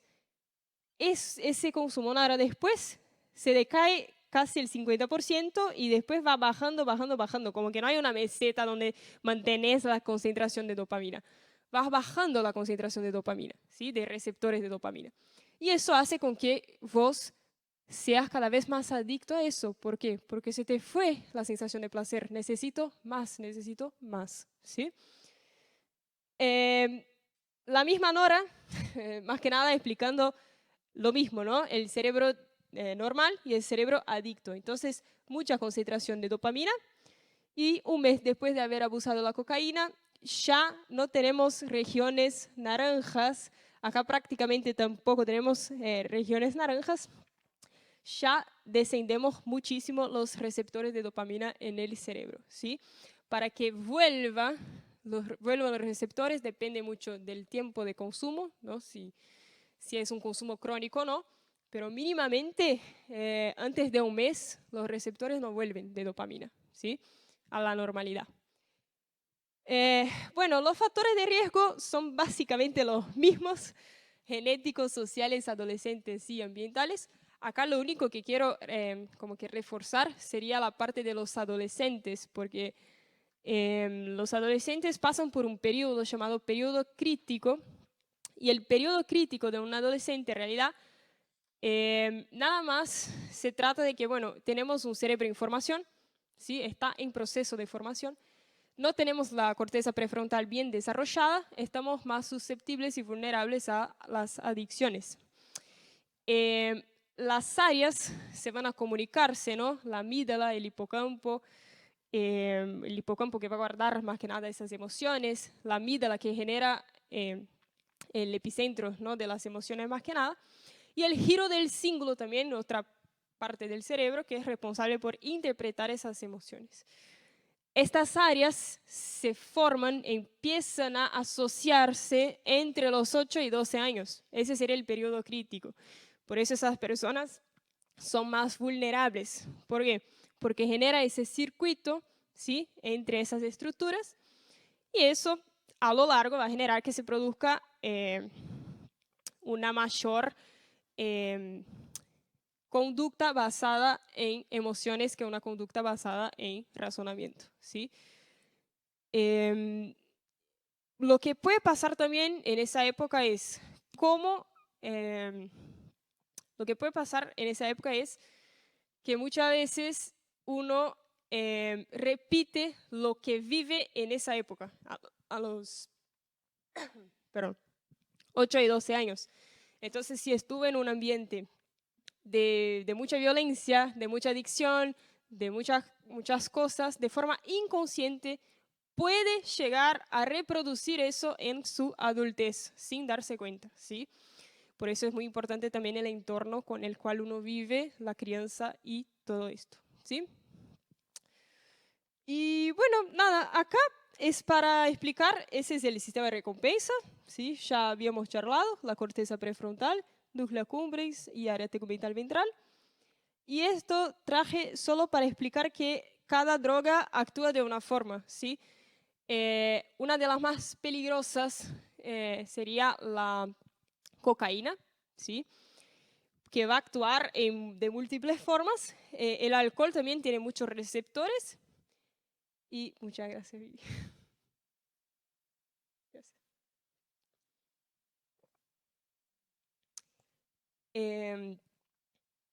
Entonces el alcohol tiene múltiples receptores, está asociado no solamente con la dopamina, sino que con el GABA, con otros neurotransmisores.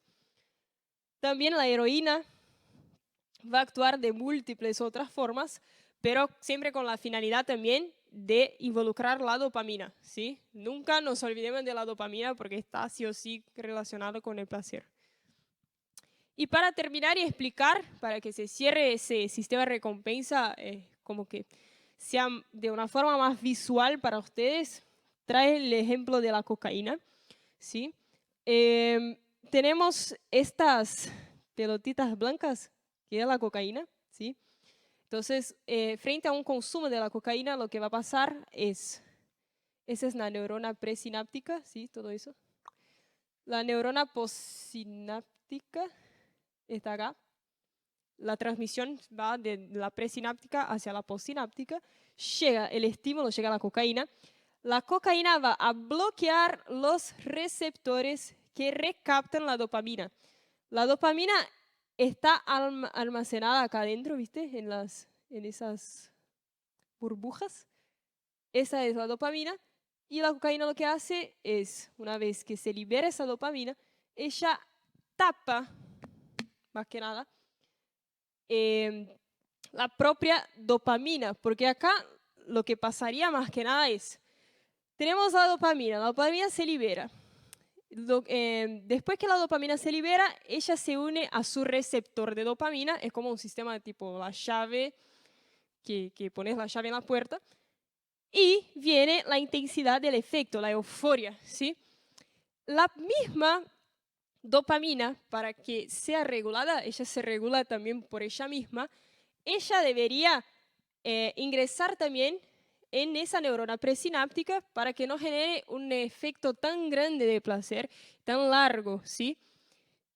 Lo que la dopamina va a hacer es tapar eso. Entonces, ella no logra volver hacia su almacén que tiene, sino que se acumula en ese espacio entre las neuronas y se intensifica el efecto de la dopamina, ¿sí? Entonces, básicamente, podés llamar esa cocaína de pornografía, ¿tá? Estamos hablando de lo mismo, de las adicciones, del sistema, eso es el sistema de recompensa, ¿sí? Entonces, eso se crea se va intensificando y con el tiempo lo que se desaparecería serían estos receptores de dopamina más que nada, ¿sí? En un cerebro adicto y todo eso. No sé si se entendió, si quedó claro. ¿Quieren que repita? Esto era para cerrar más que nada todo lo que sería el sistema de recompensa, las emociones. Y ahora lo que... Acá hice un repaso por si quieren sacar fotos, por si se durmieron en algún momento, no mentira. Es un repaso más que nada de los puntos más importantes de la charla, ¿sí?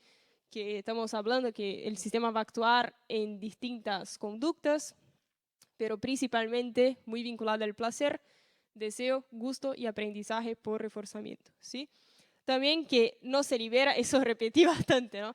La misma cantidad de dopamina para una persona que come de forma compulsiva que una que hace el uso indebido de sustancias. En realidad sería el receptor de dopamina, ¿no? Y no necesariamente la dopamina per se.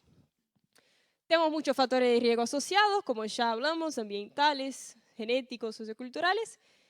Y el cerebro saludable se va a diferir del adicto principalmente por la concentración de receptores de dopamina, como vimos en las fotos que mostraban los colores naranjas, ¿sí? Volví. Acá un repasito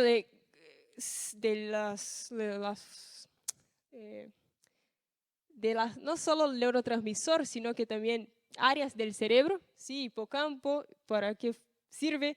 Amígdala, ¿para qué sirve? Núcleo estriado, ¿para qué sirve? Sistema de recompensa, ¿qué está involucrado? Y el giro del símbolo que interpreta las emociones. El periodo crítico que había charlado, que está entre los 9 y 12 años, también, ¿sí? Un periodo de mayor vulnerabilidad. Las emociones están muy vinculadas a la búsqueda de la sustancia que deseamos, cuando no regulada también de forma equilibrada puede hacer con que adquiramos una adicción. Y también el hecho del abuso, ¿no? Que vimos que es bastante frecuente, ese tema de abuso emocional, físico, y escribí emocional, físico y emocional, sería sexual, bueno, que está muy vinculado con las adicciones, ¿sí? Y el apego desorganizado. Bueno, acá más que nada traté pensemos, ¿no? Hay una solución, hay una salida, ¿qué podríamos hacer para salir de todo ese limbo, de todo ese abismo que muchas veces uno siente, ¿no? Y yo solo quería aclararles que yo no, cuando estaba pensando en ese tema, compartí con Vivi también, que la idea no era traer una receta de torta para que salgan de acá con la resolución del problema de las adicciones, porque es un tema súper complejo, es un tema donde muchas veces un drogadicto tiene que internarse, ¿sí? Para pasar por todo un proceso de curación. Y entonces aclaro que es un proceso de muchas veces puede durar toda la vida, ¿sí? No se trata de un evento único. Y también quería decirles que muchas veces Dios trabaja en eso dijeron acá, en los procesos, ¿no? Y no en los sucesos. Entonces es muy importante en ese proceso de curación aprovechar el durante, ¿no? Vivir cada proceso del durante de curación y sanación. Si vamos a pensar que es algo que muchas veces puede durar, es una lucha que es diaria y por toda la vida, entonces sepamos lidiar mejor con ello, ¿sí? Hacia un ambiente de amor, un ambiente de perdón, un ambiente de espacio también entre nosotros, a donde podemos compartir entre nosotros información, amabilidad, contención, abrazos que curan, ¿no? Y frente a eso también creo que tiene mucho que ver con la autopercepción. y cómo nos observamos, ¿no? Cómo nos relacionamos con nosotros mismos. Entonces, una de las preguntas que me surgió para un autoconocimiento frente a una persona que está en ese proceso es: ¿qué mentiras ella has estado creyendo para empezar más que nada con ese proceso de, bueno, estoy en un proceso de adicción o soy adicta, ¿no? Muchas preguntas también pueden surgir y muchas mentiras también puedes estar creyendo para eso. Entonces, hace mucho que no consumo, una vez más no me hará daño, es la última vez, puedo lidiar yo sola. Si consumo lo que quiero, me va a pasar la sensación, no me hará daño, es poca cantidad. Cuando me case me va a pasar eso, muy vinculado a la adicción sexual, ¿no? Cuando me case, el casamiento es la buscapina, el fármaco que resuelve todo, ¿no? ¿Qué responsabilidad estás atribuyendo a tu pareja cuando pensás eso, ¿no? Nadie lo va a saber, no me haré adicta, es un consumo nomás, una cosa acá porádica. Yo puedo dejar de consumir cuando yo quiera, ¿sí? Entonces, ¿qué mentiras has estado creyendo? Espero que haya escrito bien el PowerPoint, porque no tengo la menor idea. Y si no, creo que se entendió igual. Otra pregunta es: ¿qué te hace acudir al consumo? ¿Qué sensaciones, no? El enojo, la tristeza, el miedo, la ansiedad. Consumo porque estoy enojado, consumo porque estoy muy ansiosa, tengo algo muy estresante que hacer. No tengo, o por creencias muchas veces, ¿no? No tengo solución, así que bueno, ya está, ya fue. Nadie nunca podrá amarme de la forma con la cual yo creo que me pueden amar. No merezco el amor, ya fue, ¿sí? Nunca voy a poder salir de esa situación. Entonces, muchas creencias ahí también que por ahí pueden ser cambiadas, ¿no? Em, También por el hecho de, bueno, quiero huir de esa realidad. Es muy difícil, es muy pesado, muy intenso, muy difícil. Necesito olvidar, necesito no sentir, necesito una anestesia de todo lo que me está pasando porque me duele mucho. Entonces, ¿qué hago? ¿Consumo? ¿Te sentís rechazado? ¿Te perdiste? ¿Sentís miedo? ¿Sentís que no eres suficiente? ¿Te odias muchas veces a vos mismo? ¿Sentís que te sacaran algo, te sacaran identidad, te sacaran algo? ¿Sentís que te falta algo? ¿Sentís un eco adentro de vos que nunca llenaste, de hecho, y crees que el consumo te va a llenar de alguna manera? Entonces, ¿qué te hace acudir a ese consumo, no? ¿Qué tantas preguntas podemos hacer a nosotros mismos hacia el autoconocimiento para empezar a darnos cuenta de pensar y decir, bueno, consumo lo que consumo porque tengo estas creencias, ¿no? Porque he acumulado un par de mentiras sobre mí misma o sobre el entorno, ¿no? Bueno, faltó roto y que me pareció ahora. ¿Y qué emociones te acompañan luego del consumo? Eso está bueno para hacer todo ese procesamiento de que, bueno, consumí por un motivo. ¿Y ahora qué siento, no? ¿Qué siento? ¿Me siento atado? ¿Me siento, no sé, con una venganza? ¿Quiero vengarme de alguien? No sé.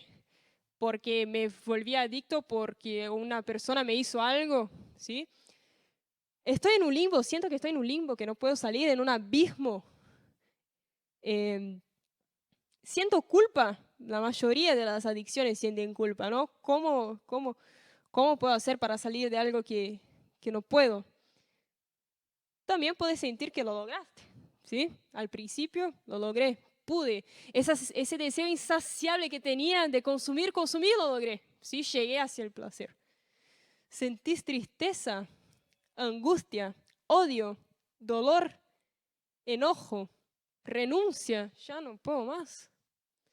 Malestar, muchas veces te genera malestar, literal, malestar general porque consumiste algo, ¿sí? Estás adicto, te genera malestar, dolor de panza, angustia, es una angustia tan grande, muchas veces no sabes explicar el por qué que te genera un malestar interno, ¿sí? indigno, te sentís indigno, sentís que perdiste la dignidad porque consumiste algo. Y eso tiene mucho que ver con el hecho de ser definido por tu adicción. ¿Vos crees que sos definido por tus afectos, pasiones y adicciones? ¿Sí? ¿Te sentís definido por eso? No, lo que pasa es que soy adicta. ¿Eres adicto? ¿Crees que sos adicto? Entonces, ¿qué emociones también te acompañan luego de ese consumo? Ya no puedo más, soy adicto, listo. ¿Sí? Entonces es muy importante que tengamos un poco de de ese autoprocesamiento, ¿no? Autoconocimiento para llegar hacia una salida. ¿Habrá una salida? ¿Hay una salida?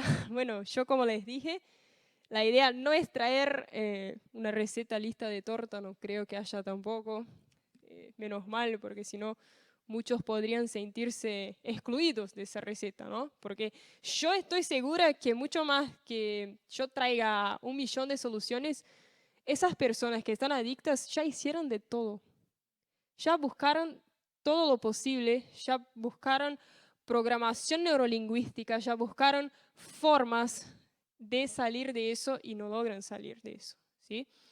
Entonces, ¿quién soy yo para traer una super solución de ese tema? Yo no traigo una solución, pero traigo esperanza, porque para mí la última que se muere es la esperanza y lo último que se quede es el amor, ¿no? Así que estaría bueno que en algún momento, si te sentiste identificado con algún abuso físico, emocional, sexual, si sentiste que tenés un apego desorganizado, si te generó algún disparador en esa charla, ¿no? O si tuviste alguna memoria, activaste algo, buscar ayuda, buscar auxilio, un auxilio a donde personas profesionales te pueden ayudar con eso, ¿sí? Te pueden charlar sobre eso, pueden charlar de forma profesional, te pueden auxiliar, te pueden medicar, también los psiquiatras, ¿no? Muchas veces traen más lo farmacológico, los psicólogos traen un poco más de la conversación, ¿sí? Un psicólogo te puede llegar a derivar hacia un psiquiatra, más que nada. Entonces, son formas con las cuales uno puede empezar un proceso de autoconocimiento y un proceso de sanación, ¿sí? Busque ayuda. Valore, estaría bueno que miramos a nosotros mismos muchas veces con amor, ¿sí? Antes de ayudar a una persona, está muy bueno que curemos a nuestras heridas, que sanemos a nuestros pasados y presentes también, ¿sí? Em, la probabilidad que nazcas, nada que ver, ¿no? Pero la probabilidad que nazcas es 1 en 400 trillones. ¿Existe eso acá? Sí, lo dije bien. Es un montón. Yo no creo que naciste con un propósito de volverse adicto y sin esperanza, ¿sí? Y de quitarte la vida, porque muchas veces entras en abismos a donde no ves otra solución, sino que quitarte la vida, ¿no? Así que 1 en 400 trillones para mí es un montón. Soy afortunada, básicamente, de tener esa probabilidad y de haber nacido, ¿no? Hay un propósito. Yo no puedo pensar que no haya propósito en relación a eso. Y hay cosas que solo podés hacerlo vos mismo, ¿no? Hay cosas que muchos te pueden decir, pero si vos nos das el primer paso, la verdad que no va a cambiar mucho. Entonces necesitamos también asumir, si somos adictos, soy adicto, necesito ayuda, voy a buscar ayuda, ¿sí? Algunos lugares acá de Argentina que trabajan con adicciones están acá en ese Power. El CODA, la codependencia, ¿sí? Codependientes anónimos, son todos anónimos. Codependientes anónimos. Ese es un Instagram, Fight the New Drug. No tiene nada que ver con religión ni nada. Ya dice encima que es no religioso. Pero Fight the New Drug se relaciona a pornografía, ¿sí? Como luchar contra la pornografía. Está en inglés toda la página y es, bueno, en inglés más que nada. El Overeaters Anonymous, que se asocia a compulsión alimentaria, entonces también puede buscar auxilio en lo que sería ese tipo de compulsión. Los Narcóticos Anónimos, que por ahí más conocido, ¿no? Adictos Sexuales Anónimos, ¿sí? Y bueno, también no puede dejar de poner, si tienes problemas con las drogas, llama 141 por una asistencia, ¿sí? Por un caso de emergencia o lo que pueda pasar. Todas esas asociaciones, instituciones, tratan de lidiar con los 12 pasos de los Alcohólicos Anónimos. Yo no sé si conocen o si ya llegaron a tener algún tipo de contacto con eso. Pero lo que hacen es pasar por los 12 pasos, ¿sí? De forma bastante resumida, porque los 12 pasos son muy... es un proceso, ¿no? Son 12 pasos porque es muy importante seguir la lógica de los 12 pasos. No puedes empezar con el 7º paso, después ir para el primero. Hay una lógica del por qué, ¿sí? Muchas veces uno siente que no puede perdonar, por ejemplo, pero está en el primer paso. Y el primer paso no se trata del perdón, se trata de reconocer que eres adicto, ¿sí? Entonces, dentro de los 12 pasos, los primeros 4 pasos, el primero se asocia más que nada con la falta de gobierno de su propia condición, ¿sí? Admitir que eres adicto, más que nada, ese es el primer paso. El segundo paso, más que nada, es creer que hay un poder superior, ¿sí? Va de acuerdo con, bueno, cómo son instituciones que no son religiosas, van a decir que hay un poder superior. A los cristianos ese poder sería más que nada Dios, ¿no? El tercer paso sería un paso de poner nuestras voluntades y nuestras vidas al cuidado de Dios, la entrega, ¿sí? Esa entrega. Y el cuarto sería hablar con verdad sobre nuestras acciones, sobre nuestras emociones, sobre lo que hemos vivido, ¿sí? Que sería más que nada hacer ese inventario moral. Los otros 4 que siguen, el quinto paso sería, se trata de entender, comprender que solo es mucho más difícil, ¿sí? Que con otras personas las cosas son siempre más fáciles de lidiar, ¿sí? Entonces sentimos más acompañados cuando estamos con otras personas, compartimos nuestras cargas, confesamos también a las otras personas, eso también nos lleva un poco a libertad, ¿sí? El sexto sería el estar dispuesto a dejar, ¿sí? A entregar más que nada también. Y el séptimo se relaciona con la humildad y la renuncia, con el perdón también, hacer una lista de personas que habíamos ofendido, ¿sí? Es lo que decía, bueno, si el séptimo paso es hacer una lista, no quiera hacer eso como primera instancia, porque es un proceso, son pasos, ¿sí? Y los últimos pasos de los 12 serían los últimos 4. Básicamente, de forma resumida, el nono sería establecer límites, ¿sí? Básicamente hacia los daños causados.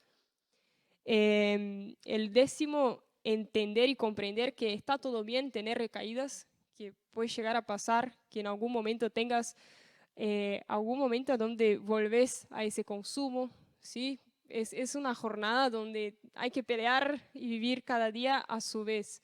Si nos ponemos ansiosos, muchas veces se puede complicar mucho. Entonces, comprender también que se trata de algo que es un proceso, ¿no? De sanación, de mejora y curación. El 11º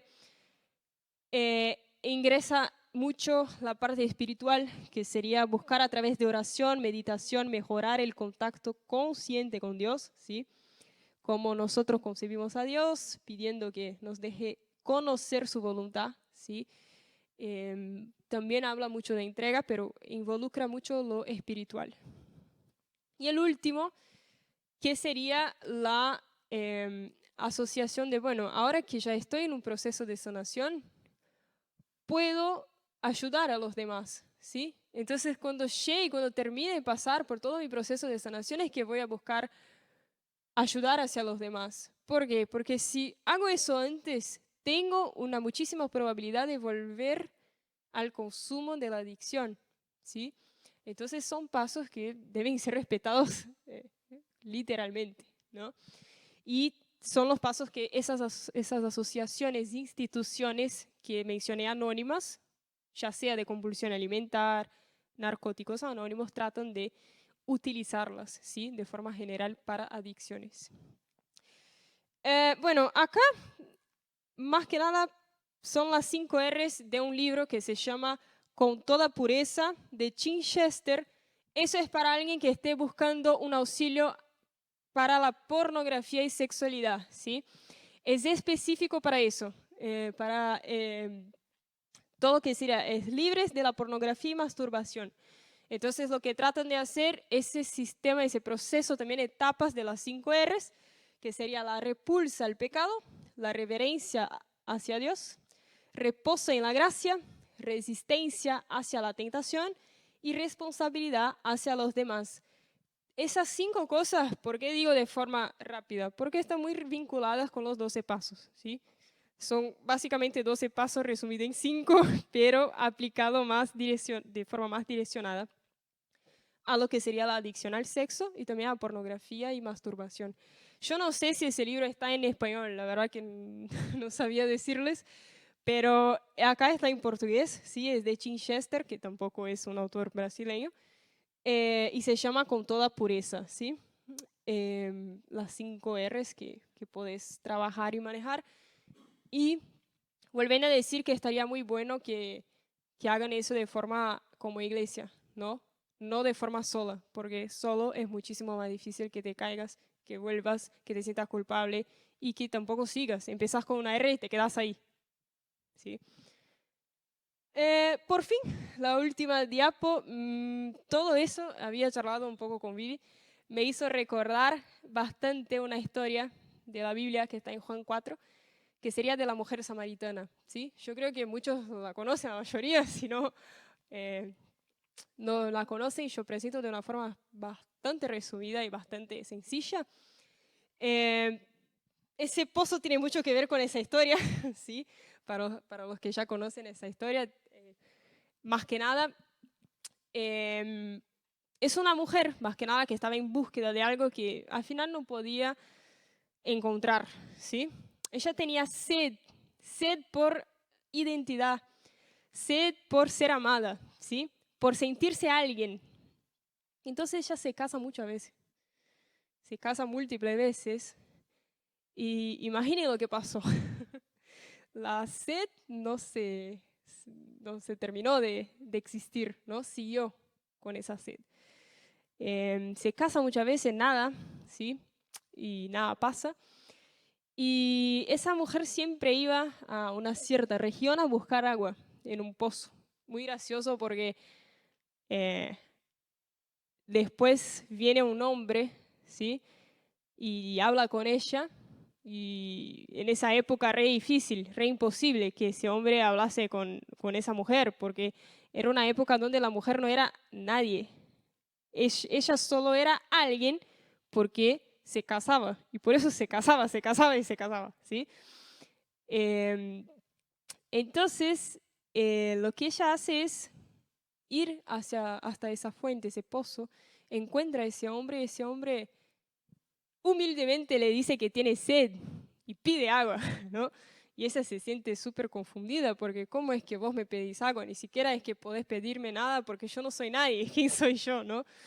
Y entonces él empieza a tener un cierto encuentro con ella que va mucho más de una sed, que es una sed de agua, porque él viene del desierto, tiene una sed que es fisiológica, pero ella tenía una sed existencial.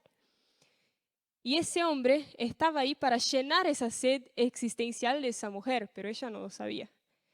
Y entonces, más que nada, ese hombre la confronta diciendo, bueno, vos te casaste un par de veces, ¿eh? Ella dice, ¿vos cómo sabés de eso? No, al principio lo niega, como que estoy bien. Y después lo que pasa es que, más que nada, ese hombre que se llama Jesús, ¿no? Ya vamos a decir su nombre, llena, trata de decir que Él es la fuente de vida, la fuente inagotable. ¿Se dice la fuente o el fuente? Gracias. Él es la fuente inagotable, ¿no? Si querés buscar identidad, si te sentís angustiado, si te sentís una persona codependiente, como vimos hoy, la verdad que la única persona que he conocido que puede llenar esa sed por identidad es Jesucristo. Es Dios que a través de su Hijo, que envía a su Hijo, ¿no? Se hace hombre para que nos encontremos con esa gracia, ¿no? Con esa gracia restauradora. Entonces, para mí, no había como no traer ese ejemplo de la fuente, ¿no? Porque muchas veces cuando buscamos, cuando tenemos una motivación, estamos en una fuente equivocada y hacemos de nuestras adicciones nuestro senso de identidad y ponemos todas nuestras fichas en eso. Y al final, ¿cómo nos sentimos? Mal, culpables, vergüenza y todo eso.